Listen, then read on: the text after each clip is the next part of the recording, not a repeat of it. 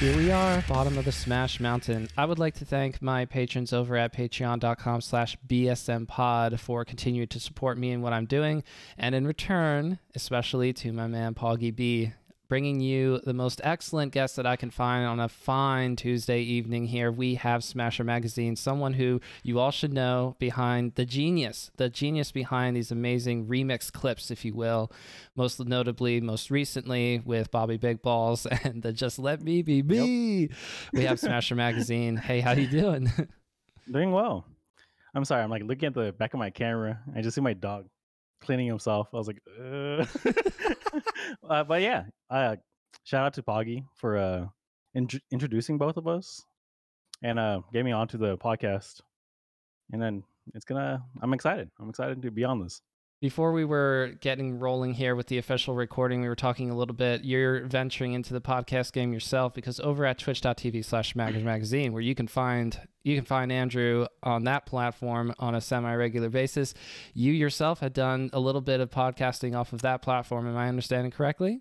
I tried. I mean, I still am, but I didn't realize how hard it is. It's tough. In my head, I was like, all right, cool. You just get friends over and you turn on the mics and you start talking.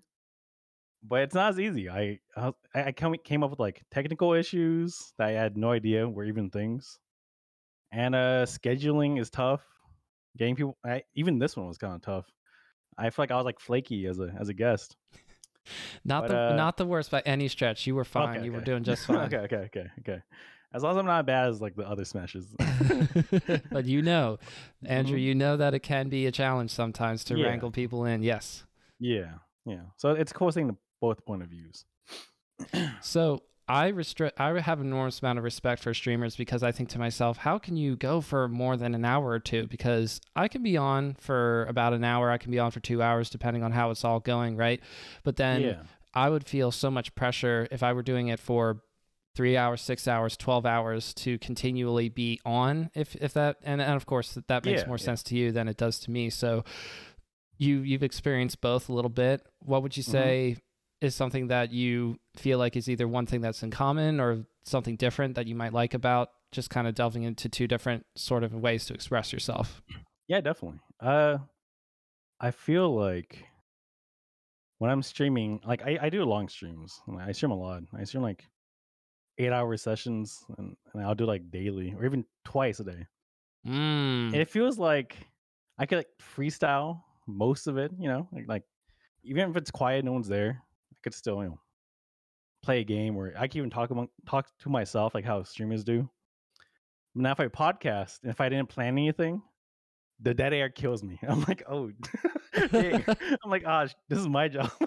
I should have wrote stuff down.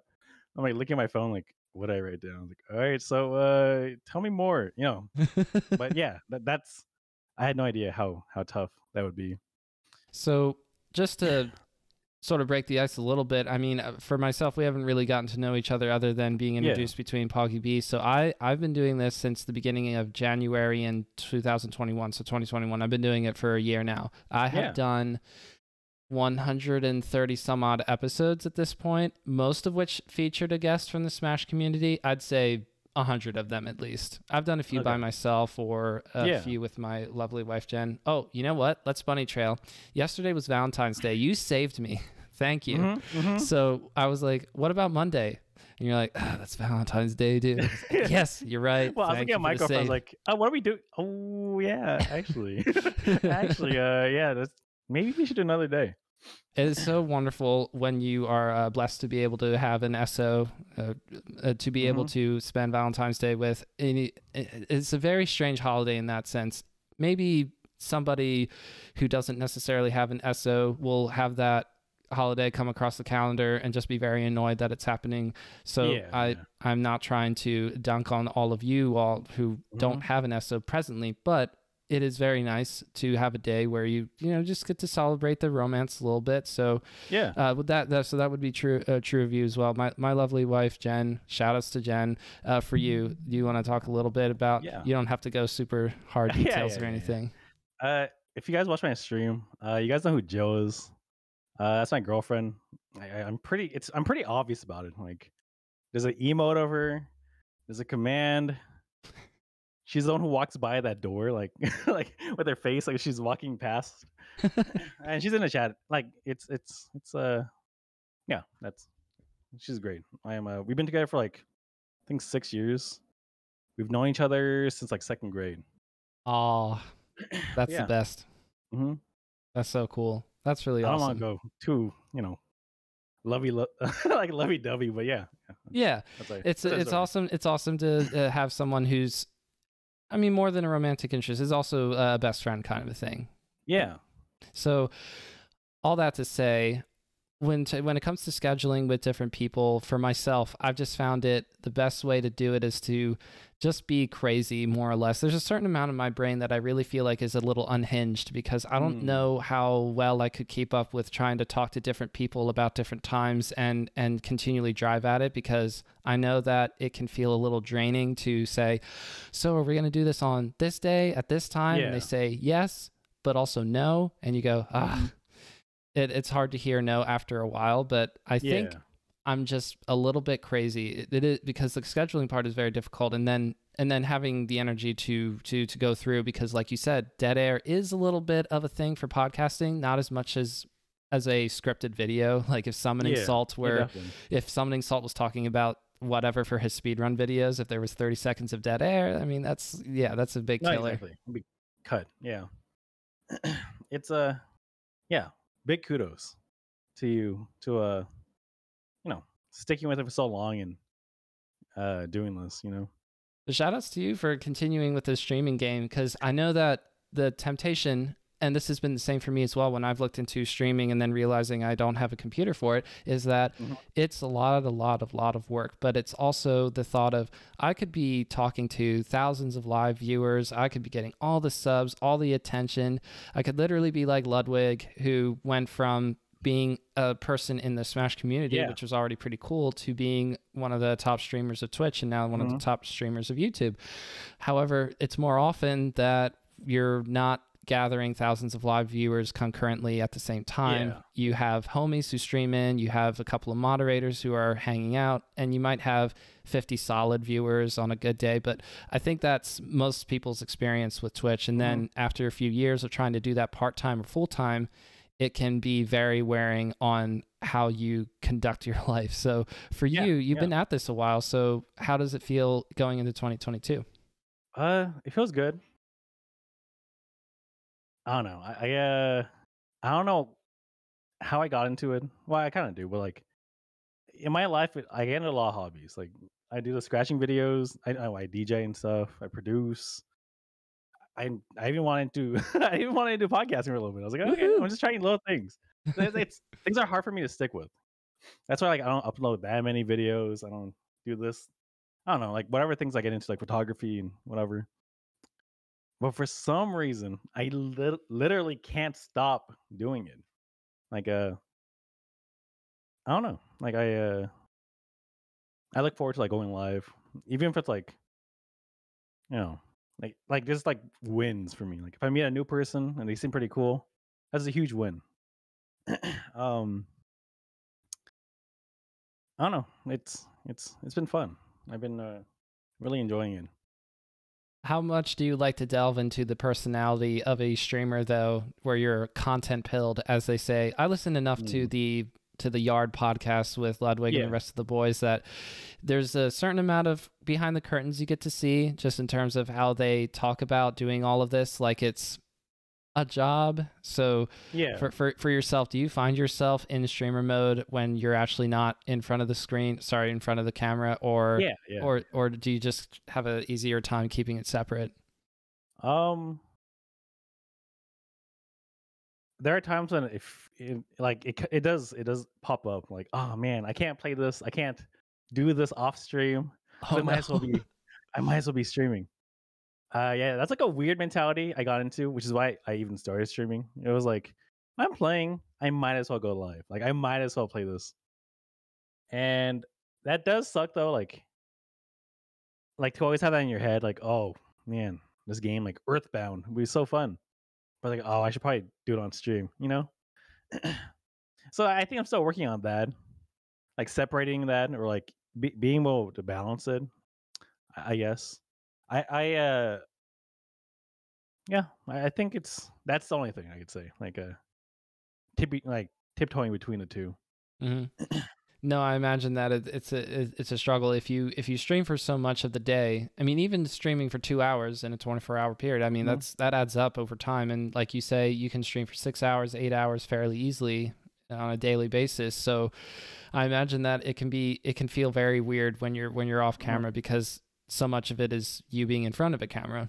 But Yeah. I wanted to start to switch topics into Melee, into Smash, because I was Yeah. very curious about all the streaming stuff. It was a good way to get started. But Mhm. now I would like to hear about how you got into Melee, because I have a bad habit of always asking people how they get into Melee. I love hearing how Mhm. people, it doesn't even matter if I hear about the documentary for the umpteenth time. Uh, It's so good that I'm like, yeah, of course I got yeah, you of course, in. of But course, of course. for you, Andrew, how did you get into Melee? Mhm. Okay. How'd I go? Well, initially, I heard about. Well, I played as a kid. I'm pretty sure everyone says that, like in your story. But I think for my 18th birthday, I was having friends coming over, and we're trying to figure out how to make this a nice party and whatnot for everyone coming through. And we're thinking, what should we bring? Like, oh, my friend was like, hey, I'll bring Brawl. I'm like, oh, okay, cool. Like, I'll bring his Wii, and he'll bring like Smash. At the time, I didn't know the difference between like Melee, Brawl, or any of the Smash games. Um, and so for some reason, I looked up Brawl. I don't know why I did. Somebody on YouTube pulled me into PM. Ooh, Yeah, so nice. that's where the starts leading the pipeline. But yeah, I saw the 3.02 trailer. I was like, what the hell? Why is it so fast? So we installed that, and then put that as like a setup for like the party. And we had like I had friends, like everyone when you start out, like everyone is like, oh, I could beat you. I'm the best in the school or something. That essentially happened at the party, and then my close friends we would play PM. Um, but I didn't really think much about it, like any advanced techniques or whatnot, until man, I was in a long term relationship and we broke up. I was like, man, what should I do? Fill my time. I found out about like competitive PM. I went on the SoCal PM page. And I think someone offered like, hey, does anyone want to play today? And I was like, no, forget. Yeah, sure, I'm down. I hit up, like old Melee, like you have strangers come to your house and stuff. And it was after that, like I played a lot of PM, went to tournaments, heard about Melee. After hearing about, the PM started waning after like tournaments stopped streaming in. Right. Um, I was like, oh man, no one wants to play this anymore. And then I found Melee, and then I started going to Melee tournaments. Um, then saw the documentary, saw Apex 2015. That was like the first main Melee tournament I saw, which is cool because I watched that, and then went to my first tournament, which was this card shop in somewhere in Norwalk, I think. Saw Apex, went to that tournament that same weekend, and I just walked in and everyone's just talking about it. They're like, "Oh, did you see what happened? You see Bizarro? Did you see PP?" And yeah, ever since then I've been playing Melee. It's been a huge part of my life. So through all this time since 2015, since Apex 2015, you haven't been able to quite get pulled away by Smash 4 or Smash Ultimate. I mean, Super Smash Flash 2, Rivals of Ether. These are Mhm. these other platform fighting games that are, in some senses, more modern. But then Yeah. Melee, and I'm sure that you'll agree with this, Melee still has that timeless feel to it, where even if you play other games that are platform fighters, Melee Mhm. still feels better than those games. And Yeah. it doesn't matter if it's still the same 26 characters, Team Mechania, Wolf kind of stuff Yeah. Yeah. aside. Yeah. Yeah. Melee, the game itself, it hasn't really changed, other Mhm. than the people who love it and push all the things that can be pushed, whether it's break the target's world records or if it's the Fox metagame 20XX. So for you, what keeps you around and keeps you interested in playing the game? man, like it always feels fresh. The way I explain it to people on my stream, I say like I kind of say I'm not really a gamer, you know, like I don't really play that many games. I try like I'll dabble in like other games like RPGs for a little bit and kind of like fall off. And I tell them like Melee feels like kind of like a religion. It feels like something I just, like all right, guys, I need to do my prayer, and then you just play Melee, which is a really freaky way to like to describe Melee. Like I just can't. It's just that aspect of your life that's like stuck, I understand what you're saying. There are a certain amount of people who, I mean, if you talk to them about Melee in a way that they're not vibing with, they'll check you and they'll say, "Hey, Mhm. whoa, slow down there.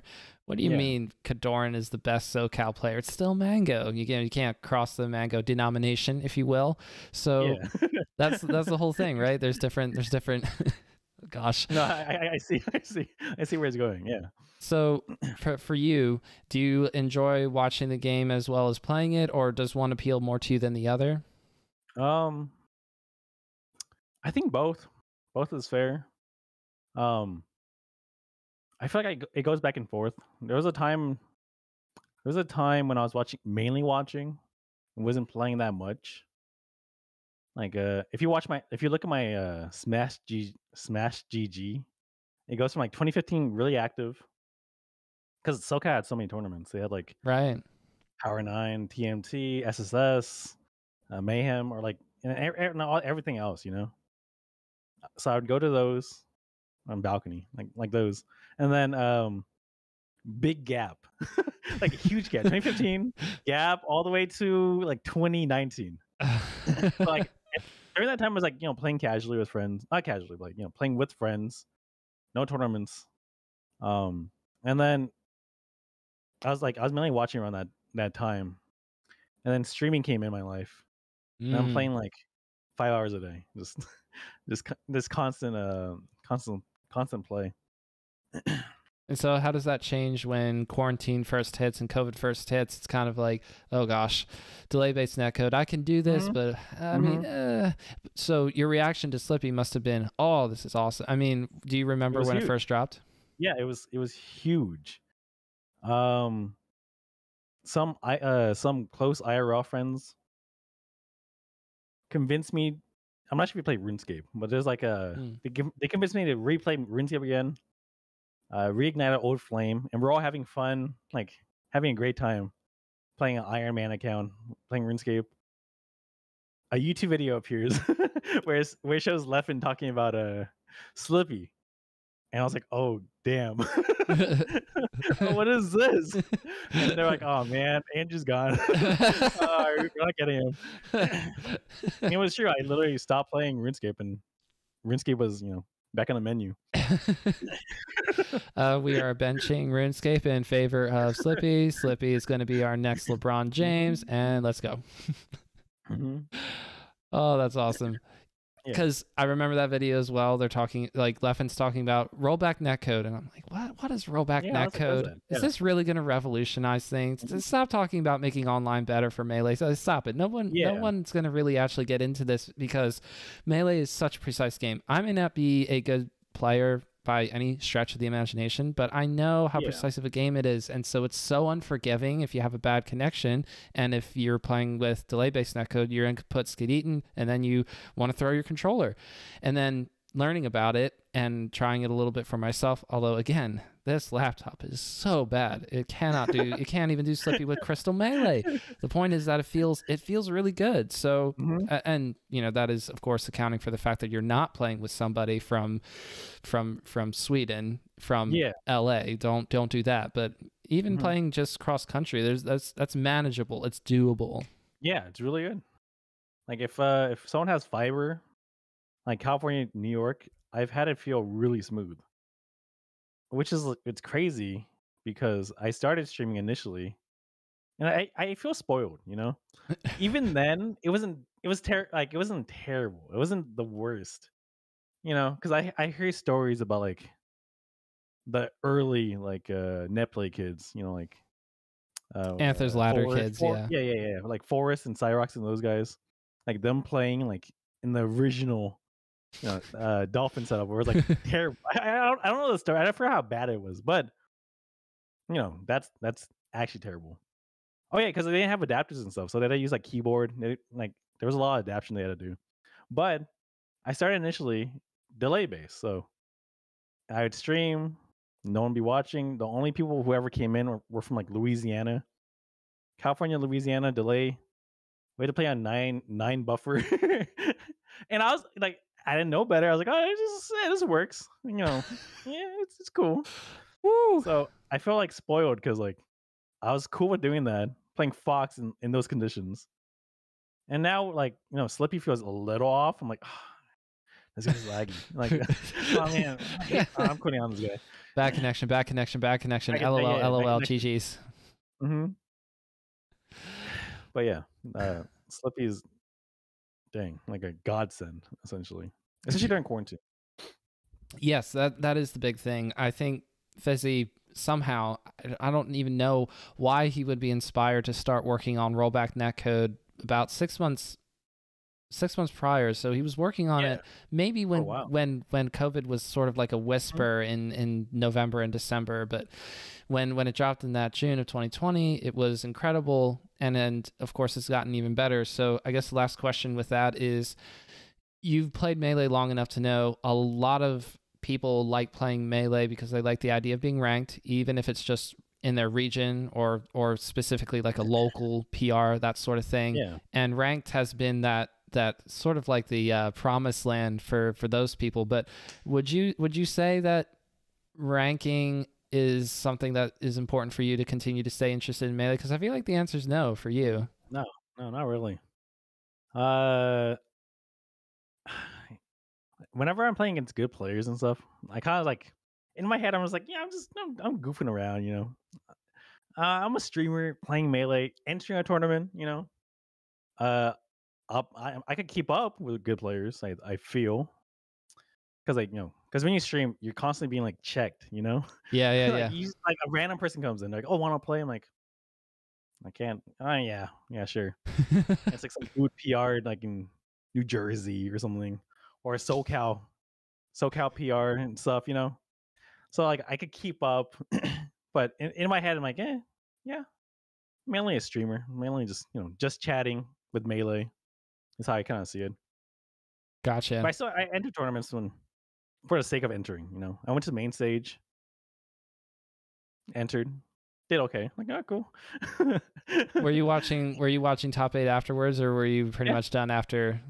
So I don't remember exactly what happened in bracket, other than I remember top 3, because losers finals, it's gonna stay in my brain for at least a little while. Kedoran versus Hungrybox, that was a set, not because it was close, but because it was the first time in a while where I felt like Hungrybox was sort of back. But the whole thing of that is that then he plays against Wizrobe, and that was not close either, except this time Hungrybox lost. So what do you remember from main stage for yourself in particular? I mean, you can talk about top 8, but how was that for you in general? So I hardly remember top 8. It was cool sitting in. I sat in the seats. I was with friends, my girlfriend. But I could dive in how that even happened. Okay, so main stage was cool. Like it was a little jarring, I think this is I haven't gone to a tournament since like COVID. Oh, so like COVID started, so it was kind of jarring interacting with so many people. Right. It's different than how it was before. But not by too much, I'm not like it's anything absurdly crazy. Kids these days.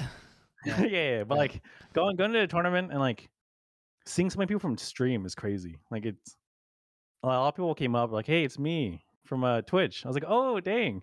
Oh, that's I'm like really doing cool, mental leaps. I'm like, oh dang. Like because like a lot of people are wearing masks. Oh. They're wearing masks and they're telling me their username. They're like, well, it's me. What color is your username? And I was like, dang. And like I could hardly even ask. I'm like, "Oh, what was your name again?" And then it mumbles one more time. Like, oh, cool. In my head, like I didn't get enough information. So I'm like, like running through my head, like, dang, who's that guy?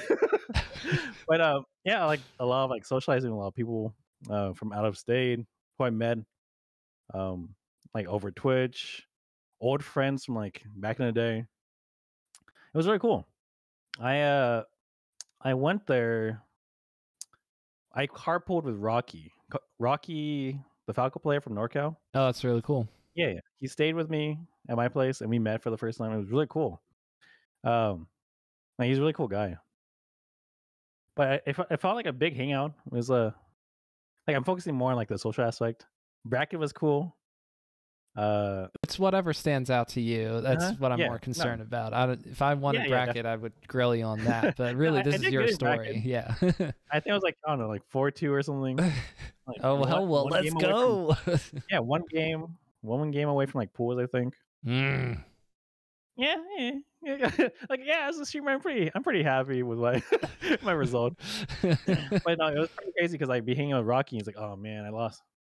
I lost to this." Like, and these are like top 10 players. I'm like, "Oh man, like you know, like that's not even like in my realm of expectations." So like, it's funny seeing the differences. Like, I'm not sure if you've ever seen that photo. There's people in the Olympics, like the first place and second place and third place. They look a little sad or something. And the guy who's like 10th place is like like cheering and shit. Like it was like, like beer in the air. Like, oh yeah, cool. I got I did good. um I really it was really cool. It really made me really inspired to go to like Genesis, which I rescheduled, but I'm trying to go. Still trying to head out to San Jose for Mm-hmm. that. Mm-hmm. So I had Pew Pew You on the podcast to talk about Genesis, and this was after the announcement had happened. So when we're talking about it being moved back and everything, for him there was a certain amount of relief because he's thinking to himself, I was going to miss out on this Genesis, and it was really important to me that I went. It's just that it's more important to stay safe and to prevent the spread of COVID and everything else. So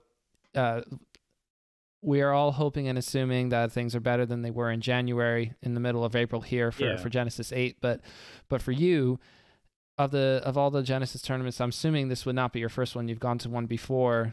This is my first one. What? Okay, that's really cool. You know? Yeah. Sorry, is it wrong for me to assume that all California-based people who know what Smash is have also gone to Genesis? This is feeling like a bad thing to assume now. No, it's fair. I just I kind of just took SoCal for granted. I was like, oh no, I mean, a lot of people are excited, like, oh, I can see Mango, and I can see like what, like like all the like a lot of good players and stuff. I took SoCal for granted because like you would just see like, oh, it's SCJ, like oh it's lucky it was playing, like they're just just good players here. It's just S2J. It's like, oh yeah, it's just Genesis at home, like a mini version. It's more comfortable. What I don't want to read too much into exactly what you're saying and how you're describing everything, but it sounds to me like main stage, fun because it's big. There's a lot of people that who are there, especially people from your stream. That's really cool. Not helpful when they mumble. Just a thought. And then. Yeah. And then you get through the rest of the event, and you get back Monday or Sunday night, and you're going, why am I so exhausted? Why do I hate people? Oh gosh. I think that maybe it's sort of the same line as me, except I would be more towards the extreme of saying, big events. I don't know. Should I really go? I could just watch it from my phone or my computer. Oh, I don't really know. There's just a lot of people. But if I ever force myself to just walk out of the house, go there, just hey, stop being afraid of all the people aspects of it and just have a good time. I can do that. It's about tricking myself into going, sort of a thing. Yeah. Does that resonate at all with you? A little bit. Kind of what I was saying a second ago was my older mentality. Nowadays I feel pretty close, like community wise. Back then, I'll just separate like 2015 Andrew and current Andrew, you know. Right, sure. Uh, yeah, I was more like, oh yeah, it's cool. Like back then, I was like, yeah, it's cool, but but it's kind of like an investment to do it, you know. Oh, absolutely. Nowadays, it's more like. Oh, also, it's not like oh, I have to drive 10 hours to go out there, you know. But nowadays, it's me. Nowadays, the way I see it is like, oh, I can see the homies who I've met who are from Hawaii. Oh, the friends from like Louisiana, New York, they're all meeting up. This is like a big hub for us to all see each other. Back then, it was more like, I mean, my homies are here, and I see them. I've seen like the top play locally, but yeah, there's different reasons nowadays versus back then. But I love that because there's a growth progression there, and of Mm-hmm. course it might not stay like that forever, where everybody that you know also happens to enjoy Smash and is willing to travel to go to Yeah, tournaments. yeah, But COVID has had made all of us, I mean myself included, just remember that being in a big group of people, especially a big group of people that you know, is not a bad thing. There's nothing to be afraid of. And in fact, it's really mhm, cool because when you're able to do that all safely, you can have, yeah, I mean, you can have and make memories that, stick with you for a really, really long time and that give you the warm fuzzies, all that fun stuff. So yeah. I would really love to go to Genesis 8 myself, but it's not in the cards. I'm Mhm. hoping that I'll get to go to Pound though, which this is crazy. It's actually the weekend after Genesis 8. Pound and Genesis are literally one weekend apart. It's the middle of April, and then it's the next weekend in April is Pound. Mhm. And I'm thinking, whew, I feel bad for people like Ginger who Yeah, will probably do that. yeah. That's crazy conceptually to me. Anyway, hopefully I'll be able to go to my first major, that being Pound or at least Big Mhm. House in October. So that's sort of my plans. So this this whole idea of 2015 Andrew, a big event, sure, okay, and then Mhm. nowadays being like there's a lot of good reasons to go. This sort of also implies, and I would like to talk about this now, your love of music. You love other things besides Melee, Mhm. so you are living your life, you're doing all these other things as well. And we talked at the open, and there's a little bit of a mention there, scratching, all that fun stuff. Yeah, So this yeah. would be a great time to get into that. You and music have probably been together since day one. Do you Mhm. remember? For me, it was Bohemian Rhapsody by Queen. My parents had the CD, they played it for us as kids, and I remember hearing Bohemian Rhapsody and actually saying to myself, this is really cool, and I want to memorize the lyrics to this song. It was the Yeah, first song that I sat down and I memorized the lyrics to it. It was like I was 6. I was singing yeah. "Just Killed a Man." Mhm. So for you, do you have a memory like that? Yeah, I feel like I have a lot of these kind of memories. I think I have like a core memory of seeing my uncle. Like him probably being like maybe 18 at the time. I mean, me being like I don't know, 3 years old or something. Me and my siblings seeing him DJ, like in his bedroom, just like scratching. Um, and like other memories of like my older brother and older sister being really passionate about like hip hop, and it feels like people make fun of it now. They call it like backpacker stuff, but like it's like when you like they would pass down information about like the artist, like oh, this is like one of my favorite artists passed away, MF Doom. But like if you knew about Doom and you're into the culture, you knew about all this stuff about him, like his whole childhood, all his or you knew like the inspirations, groups he was a part of. But I have like a lot of memories, like just kind of just sitting there and kind of being like schooled as like a little kid. Like we're like even like not even a teenager yet, like being 10 years old and just talking about that stuff. So Um, then, mainly hip yeah. hop for you, MF Doom being one of the first rappers that you heard and resonating with with either lyrics, music, however you want to put it. So Yeah. when you started to get older, of course, there's a natural stage where you're sort of absorbing all of this, and then you eventually say to yourself, "I want to kind of try it myself." And there's a lot of different things Hmm. involved with hip hop. I mean, literally rapping or making beats or Hmm. producing. It doesn't matter. There's all kinds of Yeah, different yeah. things. So, how do you start to express yourself in that? Um, I started my sister, like my older brother, older sister, they both DJ. Um, One of them, like, they're both pretty active DJing, but one of them's like hasn't been DJing as of lately. But my older sister, she's the one who initially got the equipment. I forgot how much older she is than us, so she had the money to buy these turntables. These are expensive. So like me being like a teenager, there's no way for me to even touch these things. Oh, of course. So yeah, so she got the Techniques 1200s, and this is when DVS first came out, which allows you to DJ using a control vinyl and to use your computer to like play MP3s. Mm. Like go back a couple years, you literally had to use like a CDJ or the actual like vinyl to play the songs. So this is like mind-boggling to her and us. We're like, oh, what the hell? Like you're scratching noise, like audio, random audio. Or like you're playing like random MP3s instead of like having the records. But secretly, when she be at work, Okay, let's go. secretly when she would be at work, I would turn on her laptop, take off her the dust cover and just start messing around. Of course, she would catch on. She's like, "Have you been touching my stuff?" I'm like, "Yeah."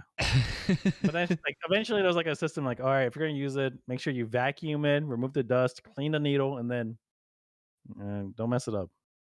But that's essentially how I started. What was the Um, first? Do you remember the first MP3 where you're thinking to yourself, "Wait a minute, this doesn't have to be a song. This can be just this can be anything that I can turn into an MP3." oh Do you yeah, remember that? um, are you talking like more like sampling, or you're like or like scratching and stuff, or like Sure, however you want to put it, because oh yeah, I'm all very new to this, so you might as well oh yeah, try to yeah, educate yeah. me to the You best. I can, mean, to whatever extent you want to. You can dumb it down, and I would yeah. still be very lost and confused. Oh yeah, of course. Like, so so when I produce, but I don't really show that too much, like on the stream and also like on like the videos I make. But for the DJing portion where like I'm scratching a video, Hmm. that idea actually, I've been inspired by like decades and decades of like DJs, like DJ Shadow, Chemist, um, like Newmark and those guys. But the idea of actually scratching video comes from this DJ called Mike Realm. I still think that's a pretty slept on, like kind of not obscure, but like it's not as popular as I thought it would be. But there was like videos of this guy doing it in like 2006, and he was literally the only one doing it for the Mm. longest time. Like, uh, yeah, I'm not sure if anyone watching, if you guys are watching this, look up Mike Realm Office Space. It's some video from like 2006 where he's scratching the movie Office Space, where the guy talks about a certain face he makes to be a lot more cleaner what he's doing. So to me it was really crazy. So that was even a thing, because like before it was just scratching audio and random like instructional videos. After seeing that, I was like, wow, he's just scratching random stuff and just random noises, which is where I kind of translated melee and my love for hip hop and like yeah, scratching. So when I think of the one that's Scar and Bizarro. That's the one that I think of as being the sort of the first and the most well-known example of what Yeah. you've put out there. But was that actually the first one you put out where it's a melee Um, related thing? No, but that was the big one though, because it was like right when Free Melee happened. Like we're all collectively passionate about the takedown, but the it was all of us like even till this day. I feel like I'm still kind of goofing around. I kind of need to sit down and actually like grind some stuff out. The Bobby one is a more structured version of like me doing it, but back then it was even more like scuffed. Like when I first started streaming, I had the idea like, whoa, maybe I could scratch videos on stream. So there's like clips. Like if you go to my Twitch account and go to my most popular clips, there's like videos of me just like testing it out. Like it doesn't even sound audibly good. Like it doesn't even sound musical. It's just like me like rubbing the record while the video is going back and forth. So there's a bunch of videos like that. Um, yeah, that's essentially like the first ones I did. But then you stumble upon something and you go, oh, yeah, I can work with this. And you kind of Hmm. polish it up a bit and then you put it out there. And I Yeah. know what you mean by like actually sitting down and working on something, because Hmm. I've made 2 video essays this year in 2022. I wanted to start to try to do that more, as well as the podcasting bit. The first video that I made was 6.5 minutes long, and a solid 45 seconds of that is just me thanking people for watching. Yeah, yeah. So it's really more of a 5-minute video. But then Yeah. I jumped to a 21-minute video essay after that, and I felt like I wanted to be done even before I started recording the script. I had written the script, and I said to myself, I don't know if I want to keep doing this. I have to keep doing this to actually make what I'm kind of visualizing. And the whole time I'm just thinking, how soon can I get this done without it looking like a total disaster? I just want to be done. I know exactly how you feel. And that's kind of the same mindset that goes to some of these videos I make. As long as it's more like, good enough. Yes. Like, yeah, good enough. Like, but like in my head, I'm like, all right, if I actually sit down and a passion's like, lit up in my, something like like my actual expectations of like what it should be would be made. So I just think I get better at that and figuring out how to like tap into that versus like, because some like some I don't know, it's kind of tough. Like you do these things, they do kind of pop off. People like it, but in my heart, I'm like, I'm It not could really pop proud of off what I made. more. Yeah, or like I'm not proud of what I made. Or like, but people like it though, so it makes me happy. But I feel like I should be making better stuff. I sort of had the paralysis by analysis, as I say to Yeah, myself. I can see in my mind how I want it to be, and yet I either don't have the tools or the knowledge to actually make it happen. And so what I need to do, and this is the part I don't like, is just sort of stumbling through different things yeah. before it ends up being, oh, I learned how to do this properly. Because when I first, like I said, started out with podcasting, it was my iPhone and head plugs. And I was using the Anchor podcast platform to record interviews. When I realized after recording them that it actually did not sync up the 2 audio tracks correctly, and I had no way to control the separate audio tracks. I just had what I had, and I Hmm. was realizing I was slow to their part of the conversation, and they were fast to my part of the conversation, so it sounded so weird. And I recorded 2 of them, and I was like, I can't do this anymore. Yeah. And so I had to like find different ways to make work, which eventually lands us to here, right? Even with Yeah. doing the video stuff, I every time I go through this, I'm finding a little tiny thing to do Hmm. that makes it better, and then I say to myself, I can't believe I did 130 of them so I like bad. that. Yeah. Yeah. So probably the same way for you. Yeah, exactly. I So think I could go for like anything, like in life. yeah, Like yeah. I watched some of my old VODs or clips, and it's not like I don't know, like camera placement or like just looks terrible. The audio sounds terrible. I'm pretty sure there's still a lot for me to work on now. Now that I know that past me need a lot to learn on, but back then, yeah, I cringe. I like at some stuff I put out. Yes, it applies to, like you said, just about everything. There's more Melee to be Mhm. played. Yes. Mhm. Yes, Scar. Exactly. Yes, Mango. But there's also more Life. technical know-how to have, and Yeah. it's a lot.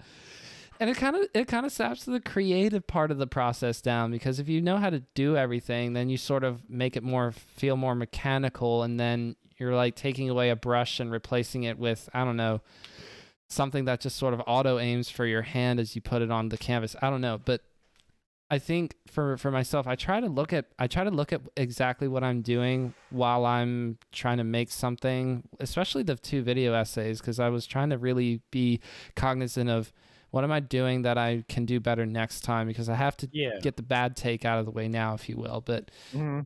all I've learned is that there's more to learn so far. That's been me. No, I could definitely relate. I think I'm just a lazy guy. Like I feel like yeah, Yep. it's just Feel that. like since I can't address it, I try to work around it. It's like I try making things as convenient as possible. Right now, it's not like um when I made that video for Bobby, I had the turntable was already set up, so it was like the passion comes in. I'm like, oh, I could do it. You know, I could just make it happen. But if it like if I have like the thing is like if I have the passion for to do something because I go through different hobbies like producing or whatever. If it takes me like too long to set things up, I'm like, actually, I'm burning out. Yes, like yes. I don't really want to do this anymore. Because And then I go back to there's like one watching part of it that's TV. super enjoyable. Then the rest of it is more work. Yeah, yeah, Yeah. yeah. And that's where like I think people who could power through that and just like even if it's not gonna be a great time and you just do it, I have a lot of respect for people who could you know pull that off. Do you know what's more appealing to me than waking up at the very last minute and getting out of bed right away? It's me waking up at least 30 minutes before I actually have to get out of bed because I couldn't be bothered to wake up then get up. I have to wake Mhm. up slowly, then Yeah. 30 minutes later get out of bed. I'll get up at 4:30 if I have to get up at 5. I'll get up at 4:30 and scroll, as one Yeah, does, yeah, and yeah. then I finally get going. So, Mhm. which one sounds more appealing to you? Getting right early, and then right out of bed right away, or getting up and actually kind of just like easing into it? I'm not ready to get out of this warm bed yet. See that yeah, that sounds more appealing, like easing into it. Mm-hmm. But that's never the case with my whole life. It's like, oh, go. Oh. Like, I want to do it and zoom. That's the way how it's been with me and actually my family. That's I don't know. I don't know. It's like a Filipino thing. Like we have something called Filipino time, where like if something starts at 6, yeah, you leave at 6 to go to that destination, and you're Mm-hmm. late by like an hour. Yeah, I'm 2 minutes away. Uh-huh. That's essentially what happens. That's kind of what my life has looked like. Um, I do need to work on that, but that's a whole different thing. Well, I mean, there's also like, I mean, this can be applied to however you want to. You can either talk about it in Melee or talking about it from like how you want to talk about like coming from a Filipino culture. There's like Yeah. certain amount of expectations that everybody has to sort of universalize and understand how to behave in this way and how to behave in that way. Hmm. But then there's also the idea of we all want to express our individuality, be able to believe the things that we want to believe, say, spend time doing that sort of stuff. It's all very confusing at times. And so for you, you've lived long enough now. It's not just like, Yeah. oh, who am I as a 13-year-old? You're further along than that now. Yeah. What would you say? I mean, I don't even know what I want to ask exactly, but I think what I want to ask is, do you like how you found your balance between trying to, make other people happy versus making yourself happy? That's probably what it comes down to, right? Hmm. Um. Yeah, I think I'm in a good place in life and in balance. I feel like there's a lot of fine tuning that could happen. Um, I'll tell the truth. Like I initially had the answer, and I'm trying to think what the main question is. Like I'm gonna take it more of in a life route, a life balance route. Sure. Um, yeah, I feel like there's a lot. There's fine tuning that could happen. Um, just for clarity sake. When I first started streaming, initially I got into it because I was working from home. Not because of COVID. I've actually been streaming for maybe 2.5 years now. Or maybe I can't tell anymore. Maybe 3. Um, I work from home as a system engineer, and I'd bounce working from home. When work was slow, I'd stream, and I was trying to balance living in a new like in a. I just moved out to this house and balance live like being in living with my girlfriend, and it didn't feel balanced. I think, and then I just over time like worked on like relationship stuff and stream stuff and work stuff. And I'd say right now I'm in a good place, but my contract just ended for work, so I Oh, need balance. I need balance that. That's why people are wondering why I've been streaming for like 12 hours or. so like so I'll my relationship's good, balance there, stream balance is good. I'll work on the job thing in like a couple, I don't know, in a month or two. But yeah. That's somewhat answers something. So right before, no, in 2019, so this is before COVID, I went from one job where I'd been working for 5-ish years to Mhm. a new job because it was time, as they say, and I thought this is going to be the right thing for me. It was to be a pre-owned, a used car salesperson. I was like, I can do Yeah. sales. And a month and a half later, I was informed, no, you cannot, in fact, do sales. So long. And that was Yeah. a weird, really, really weird feeling because I hadn't up to that point. I mean, when I started working at age 13, part time for the record, Yeah. that Yeah. I sort of had a certain amount of my identity tied into my work, and I realized, okay, so maybe I shouldn't do that so much because I feel pretty bad about this. But when I found the next job about a month later, I had to get used to all of those things, like you said. I had to get used to the new job. I had to get used to that, and then I have to get used to how that affects the family dynamic between my Yeah. wife and my kids, and I have to get used to then doing everything else. Okay, we're good. And then what it's been recently is the busy season and the slower season. I can get used to the slow season easily because it's great. I come home earlier and I leave Uh-huh. later to work, and that's awesome. And the pay is not as fun, but Yeah. I've come to care less about that, is what I'm saying. So Yeah. Yeah. Definitely. so it's cool to work more, kind of, but I don't like being away from home as Mhm. more. So for you, Yeah. good luck on the job search stuff, because Yeah. Yeah. initially I'm sure you want to say to people in order to get hired, yeah, I'll do what you need me to do. But Hmm. also, it would be nice to not like sell my soul just to get a job, Yeah. and crying Exactly. out loud. This is exactly it. This is where it gets tough. Um, it's where we're coming back to balance. It's like you want to balance. Uh, I guess pay for depending on what kind of lifestyle you want. Sure. Balance your time for family and balance the time for like passion. Before I was really passionate about streaming. I feel like that wasn't even an aspect anymore. It was like balance work, like balance my job, and then family and well, my family in general and girlfriend. And now it's like there's a whole another aspect of like finding you happiness, I guess, which is Right. I never thought I'd be dealing with currently. Yeah, yeah. So, Mhm. like I said, good luck. And so it's a whole thing. It is a whole thing. Mhm. And Yeah, yeah, I think a lot of people, they just, even if they have to hear it only one time that somebody else is having a hard time finding a job in a field that allows them to mhm. be able to do everything else, then they realize, oh, well, maybe, okay. If they're going through it but sticking to it and trying to make it work, that I can get the strength that I need to find within myself to carry on as Yeah, well. So here's hoping that does that for somebody. yeah. And so once you're able to get settled into that and everything else, does streaming continue to be what you would say is a long-term goal, or do you think in a couple of years, regardless of what your next Yeah. primary income position would be, Hmm. being a long-term thing, or do you think I can't do this forever?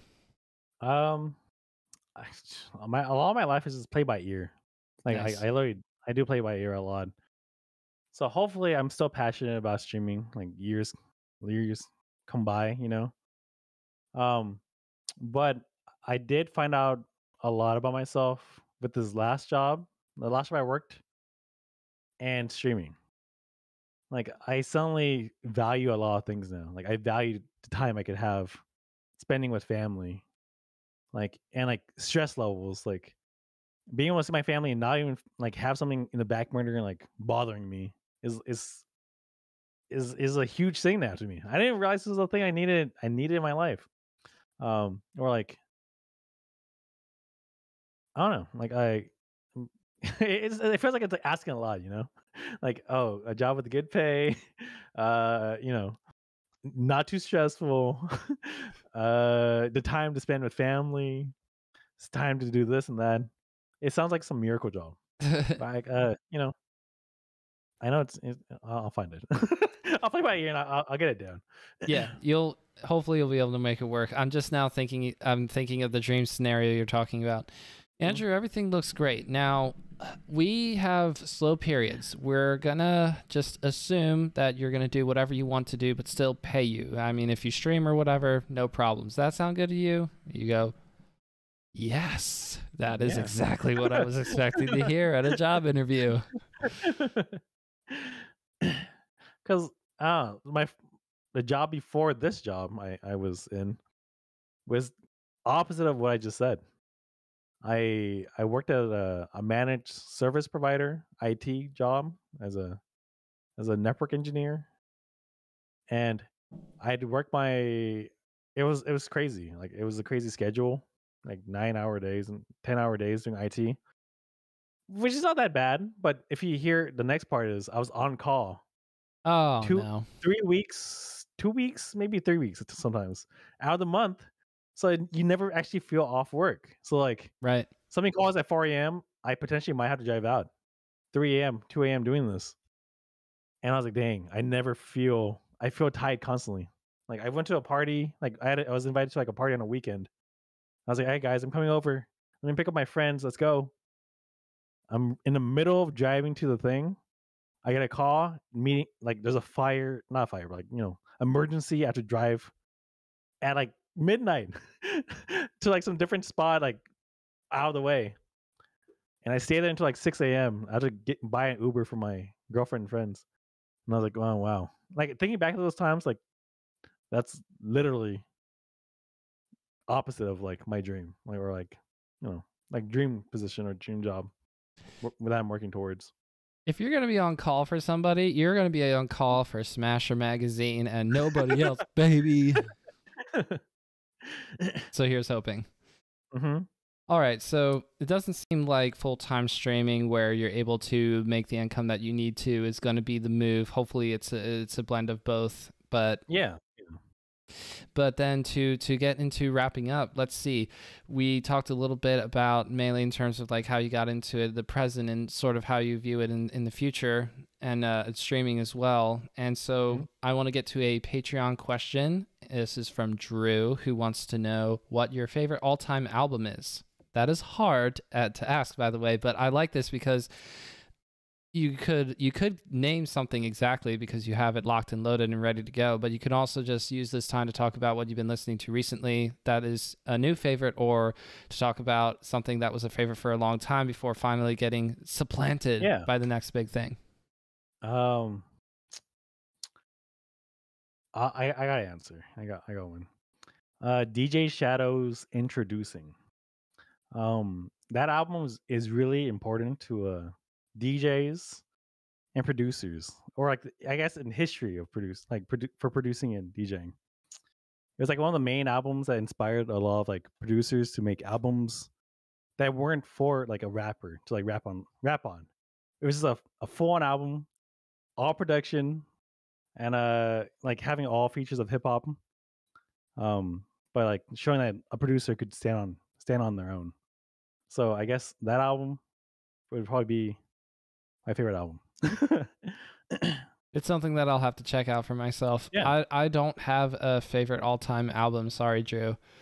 Because I don't actually make it through albums a whole lot. I tend to be a basic boy, and I'll pick songs that I like from albums, put them on a playlist, and then I have the best of everything.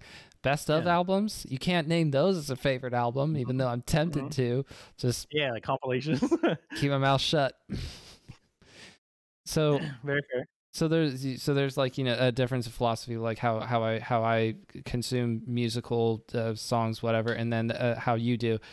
With people who like listening to albums, I feel like they sort of have this unspoken thing to other people who like listening to albums. I've picked up on this. Is this a real thing? I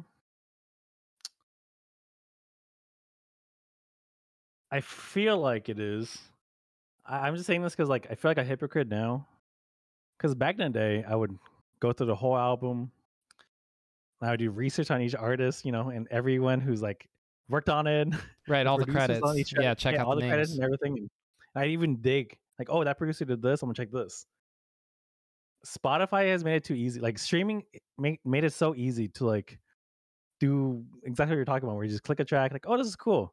Next track, let the algorithm like lead you to the next thing, you know. So I think it's become a bad habit of not doing like listening to the whole album and hearing everything out. Because a lot of times, like you'll realize, like you'll listen to the album, no, you'll listen to like the Spotify top songs, you know, like you're looking to an artist that you like it, like you want to hear someone recommended. You click the top tracks, like, I don't like this, I don't like this, I don't like this. In reality, there probably is a more suited track for you on the album that you probably missed out on, but you relied on like the numbers slash algorithm to like tell you what you think you might like, you know.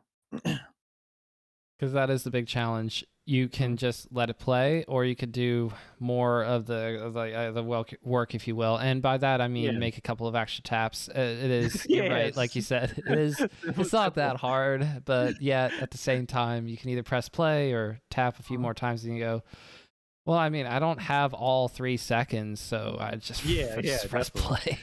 And then you just go on Twitter and just scroll. Yes. It's dangerous out here in the content verse. You just press play for everything. Just let it come to you. Oh, I feel that. There's so much. So if people want to find more of you, especially while you're streaming a lot, and to plug yourself in general, please, by all means, tell the people where they can find more of Smasher Magazine.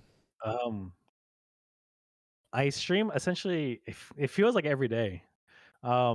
Twitch.tv, Smasher Magazine. I'm so bad at like uploading stuff, but I have in the past, and I do have some stuff. But I have a lot of stuff on YouTube where my scratching videos are. And if you have any if anyone has any requests, or if you even have a request, Jesse, for any scratching videos or any moments, I would more than happy. That's actually what kind of like slows me down a little bit. I'm like, what should I do? What should be the next one? So I have stuff on YouTube.